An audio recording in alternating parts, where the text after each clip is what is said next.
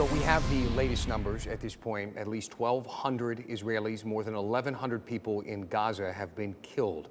Tonight, U.S. government officials are working to get civilians safe passage out of Gaza.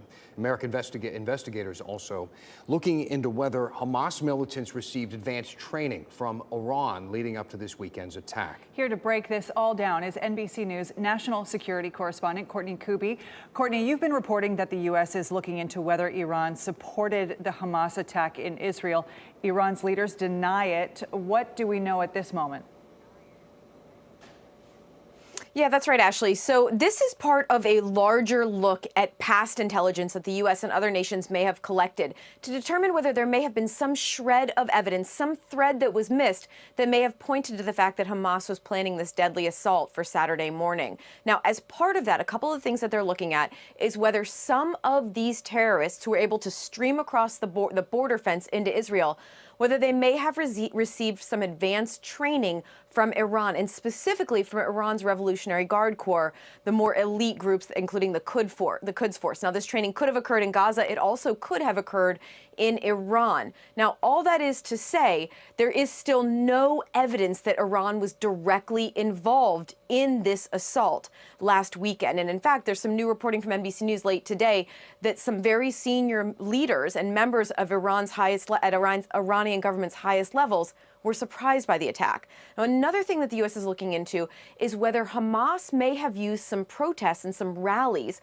along the border fence last month as cover to plant explosives. We saw on Saturday morning that several of the areas that the Hamas was able to breach in that very fortified border fence, that they were blown up. Well, now the U.S. is looking into whether, in fact, some protesters last month may have provided cover for Hamas to plant those explosives for this assault. Courtney, can you talk a little bit about the history of support for Hamas? What I mean is what other groups or interests in the region are likely to back them? And what could that look like as the conflict intensifies? Well, Dan, that is such an important point because Hamas has been backed by Iran for decades. Training, equipping, funding. Iran is really one of the biggest funders of Hamas and has been for years.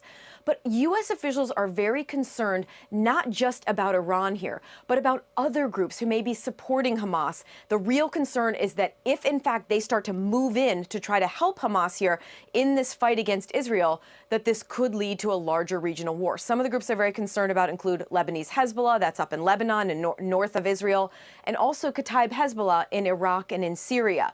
The U.S. sent an aircraft carrier strike group, the USS Gerald R. Ford, and a number of aircraft to the region, or a number of aircraft to the region. The real goal of this U.S. military show of force is to deter some of these groups from trying to get involved. And in fact, from U.S. officials, we've consistently heard the same message, and that is, if you're thinking about getting involved to support Hamas, don't.